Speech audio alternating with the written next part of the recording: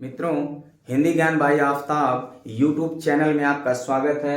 मैं आफ्ताब हुसैन। मैं इसके पहले संधि पे चर्चा किया था, संधि किसे कहते हैं और संधि के 3 भेद होते हैं, स्वर संधि, व्यंजन संधि और विसर्ग संधि। आज स्वर संधि के भेद में पढ़ेंगे। तो स्वर संधि के भेद में सबसे पहले संधि है दीर्घ संधि। संधि का नाम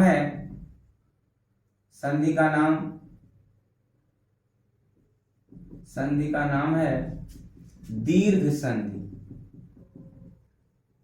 संधि का क्या नाम है? दीर्घ संधि। इसका सूत्र है अकः सवर्णे। सूत्र इसका है अकः सवर्णे दीर्घ। अकः सवर्णे दीर्घ।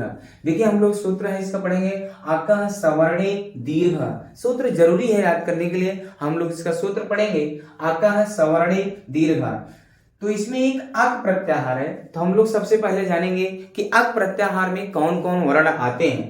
तो अक प्रत्याहार का निर्माण करने के लिए हम लोग को माहेश्वर सूत्र याद होना चाहिए और हम लोग माहेश्वर सूत्र से ही प्रत्याहार का निर्माण करते हैं। तो यहाँ पर देखेंगे एक अक प्रत्याहार है और अक प्रत्याहार का निर्माण करने के लिए महर्षि पाणिनि के माहेश्वर सूत्र, महर्षि पाणिनि ने माहेश्वर सूत्र को 14 भागों में 14 सूत्रों में लिखा है और अक प्रत्याहार 2 ही सूत्रों में आ जाते हैं। तो उसमें सबसे पहला सूत्र है और दूसरा दो सूत्र है। इसमें पहला सूत्र जो है उसमें आएगा आ ई उ ड़।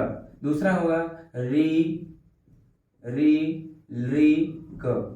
अब हम लोग जानेंगे कि अक प्रत्याहार का मतलब हुआ आ से लेकर के का तक। आ से लेकर के का तक। लेकिन जिन वर्णों में हलंत का वर्ण लगा है इन्हें इत वर्ण बोला जाता है और इनकी क्या होती है? इनकी कोई गिनती नहीं होती है। इनका काम केवल प्रत्याहार का निर्माण करने के लिए किया जाता है। तो एक सूत्र हमारे यहाँ होता है हलंतम। हलंतम सूत्र से यानी हलंतम जिसमें हल यानी होगा अंतिम या जिसमें इत वर्णों को हलंतम सूत्र से इसका इत वर्ण कर दिया जाता है और इसका तस् लोपा सूत्र से लोप कर दिया जाता है। तो इसमें कौन कौन वर्ण आएंगे? अक प्रत्याहार में अक एक प्रत्याहार है। अक प्रत्याहार में कौन कौन वर्ण आएंगे? आ ई उ री और कौन आएगा? री। और यहाँ का है सवर्णे। सवर्णे का मतलब समान, वही उच्चारण स्थान भी समान आदि होंगे। तो सवर्णे का मतलब हुआ जैसे आ है तो आ के सवर्णे आ होगा, ई के सवर्णी ई होगा, उ के सवर्णी क्या होगा? उ होगा और री के सवर्णी री होगा और री के सवर्णी री होगा। एक चीज और हम लोग को देखना है सूत्र में कि यहाँ दीर्घ संधि है। यहाँ दीर्घ संधि पढ़ रहे हैं हम लोग और यहाँ पर दीर्घ लिखा भी है सूत्र में। दीर्घ का मतलब होता है बड़ा। दीर्घ मतलब क्या होता है? बड़ा होता है। अब हम लोग एक चीज यहाँ जानेंगे कि यहाँ पर आ और आ जुड़ेगा तो क्या होगा? दीर्घ हो जाएगा। पहले तो हम लोग अक प्रत्याहार जाने। अक प्रत्याहार में आ ई उ री ली आए और सवर्णे का मतलब हुआ जैसे आ यहाँ पर जो भी वर्ण इधर रहेगा उसी के सवर्णे का मतलब होगा उनका उच्चारण स्थान भी वही समान होगा, वही होगा। तो आ के सवर्णी आ, ई के सवर्णी ई, री के सवर्णी री के सवर्णी री और री के सवर्णी री। तो आ दीर्घ हो जाएगा यानी दोनों को जुड़ेंगे तो दीर्घ मतलब बड़ा हो जाएगा। तो आ और आ जुड़ेगा तो बड़ा आ, ई और ई जुड़ेगा तो बड़ी ई, उ और उ जुड़ेगा तो बड़ा उ, री और री जुड़ेगा तो बड़ी री। क्या होगा भैया?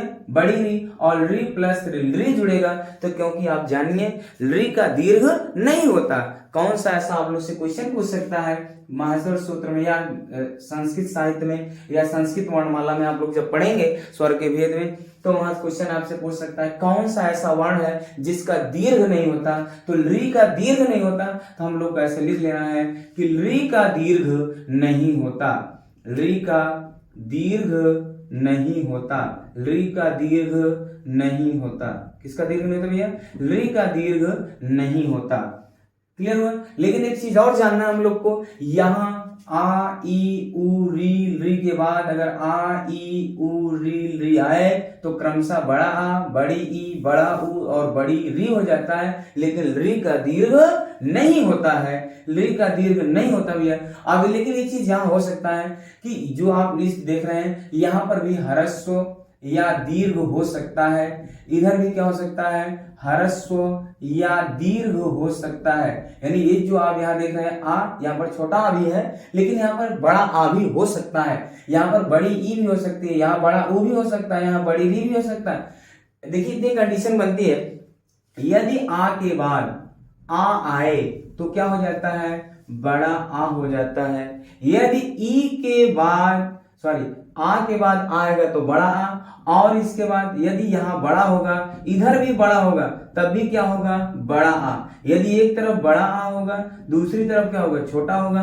यदि इधर छोटा होगा, इधर क्या होगा, बड़ा आ होगा, तो क्या हो सकता है, बड़ा आ। इतनी कंडीशन हो सकती है। आप देखिए छोटा आ रहेगा तब भी बड़ा होगा, बड़ा आ और बड़ा आ रहेगा तब भी बड़ा होगा, बड़ा आ छोटा आ रहेगा तब भी बड़ा होगा, छोटा आ और बड़ा आ रहेगा तब भी बड़ा होगा। एक के साथ इतनी कंडीशन हो सकती है, वैसे ई के साथ, वैसे ऊ के साथ, वैसे री के साथ भी होगा। लेकिन ध्यान रखिएगा, री का दीर्घ नहीं होता है। इसको आप लोग बॉक्स में समझिएगा और इसको आप वीडियोस के माध्यम से लिख भी सकते हैं, नोट्स बना लेंगे तो आपको समझ में आएगा। परिभाषा हमारी निकल के आती है, यदि अक मतलब आ ई उ री री, यानी ह्रस्व या दीर्घ आ ई उ री के बाद ह्रस्व या दीर्घ आ ई उ री आए तो क्रमशः क्या हो जाता है, बड़ा आ, बड़ी ई, बड़ा ऊ और बड़ी री हो जाती है। अब हम लोग एग्जाम्पल के माध्यम से समझेंगे कि कैसे संधि हो जाती है। तो आप एक शब्द है, संधि है विद्यालय, विद्यालय एक शब्द भी है और विद्यालय एक संधि भी है। तो यहाँ पर देखेंगे विद्यालय, और विद्यालय का हम लोग संधि विच्छेद करेंगे तो विद्याधन आलय, विद्याधन आलय होगा।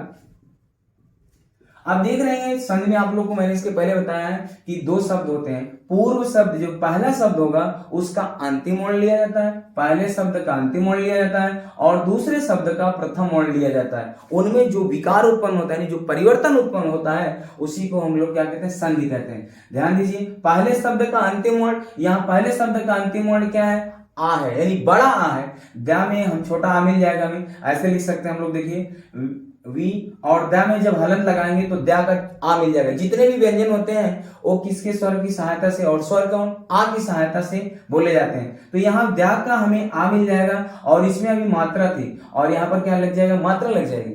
और इधर दूसरी तरफ हम लोग देखेंगे बड़ा आ है और इधर क्या बचेगा, लय।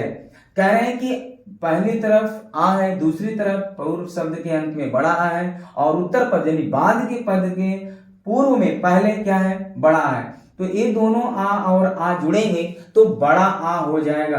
आ और आ जुड़ेंगे तो क्या हो जाएगा, बड़ा। ये देखिए यहाँ पर ही वाला नियम काम कर रहा है, यदि आ और बड़ा आ रहेगा तो बड़ा आ। आप इधर देख रहे हैं क्या बचा है, विद्य बचा है। ऐसे हम लोग लिख लेंगे विद्य, क्या लिख लेंगे, ऐसे विद्य लिख लेंगे। और यहाँ क्या है, लय बचा हुआ है। यहाँ देखेंगे यदि इस हलंत को हटाने के लिए हम लोग क्या करेंगे, इस आ को इसमें जोड़ेंगे तो ये हलंत हट जाएगा। तो क्या मिल जाएगा हमें, विद्य दा मिल जाएगा। क्या मिल जाएगा, दा मिल जाएगा। और फिर यहाँ पर वी अभी बचा हुआ है, पर हमने यहाँ पर दा आ को जोड़ा तो ये हलंत हट गया, दा आ गया। और यहाँ अभी देखिए क्या बचा है, मात्रा बची है, तो मात्रा आपको ऐसे उतार लेना है। और फिर इधर लय बचा है, लय ऐसे कर लेंगे तो हमारा शब्द क्या बना, विद्यालय। हम लोग को इतनी प्रक्रिया जानना है। विद्यालय का संधि विच्छेद होगा विद्याधनालय, फिर आ प्लस आ जुड़ेगा तो बड़ा होगा। यहाँ पर हलंत है तो इस आ, छोटा आ इसमें आएगा तो यहाँ पर पूर्ण हो जाएगा। तो हमारा शब्द क्या बनेगा, विद्यालय। दूसरे भी एग्जाम्पल के माध्यम से मैं आपको समझाऊंगा। विद्यालय एक शब्द है संधि विच्छेद का।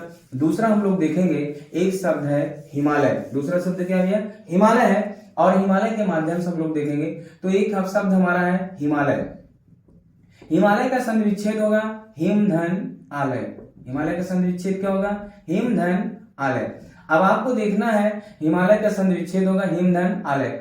पहले शब्द का अंतिम वर्ण, दूसरे शब्द का प्रथम वर्ण हम लोग लेते हैं और उसको जोड़ते हैं, जो विकार उत्पन्न होता है उसी को संधि कहा जाता है। तो पहले शब्द का अंतिम वर्ण, तो पहले शब्द माँ है, क्योंकि जितने भी व्यंजन होते हैं छोटा आ की सहायता से बोले जाते हैं। और यहाँ देखेंगे वैसे भी तो हम लोग जानते हैं कि व्यंजनम अर्धमात्र का व्यंजन की आधा मात्रा होती है, लेकिन यहाँ क्या है, व्यंजन में आ लगा है तो यहाँ पर हम लोग ऐसे लिखेंगे। देखिए माँ में हलंत लगाएंगे तो माँ का आ मिल जाएगा हमें।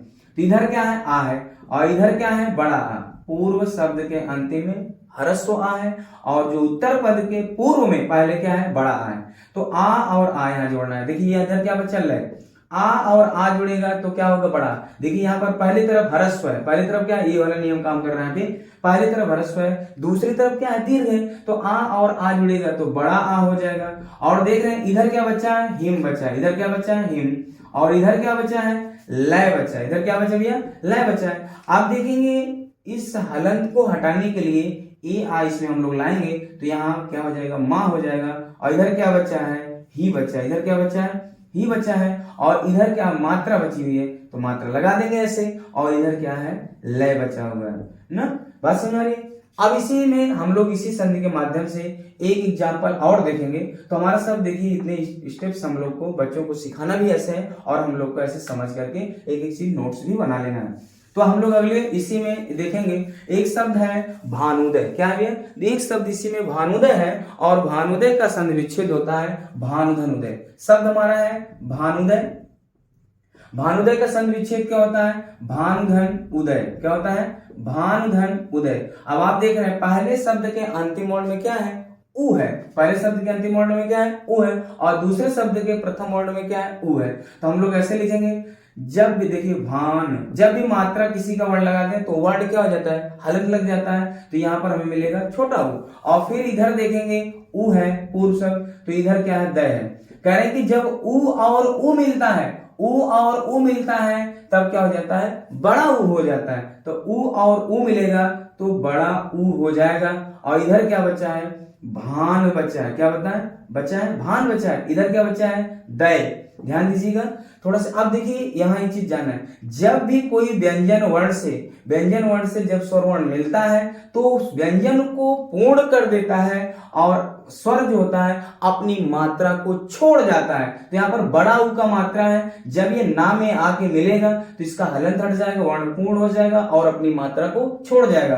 तो हमारा शब्द ऐसे ना पूर्ण हो जाएगा और ये बड़ा उ का मात्रा लग जाएगा। तो इधर बचा है भा और इधर क्या बचा है, द। तो दय। तो हमारा शब्द क्या बनेगा, भानुदय। मित्रों यदि आपको ये वीडियो पसंद आई होगी तो लाइक करिएगा, सब्सक्राइब करिएगा, शेयर करिएगा।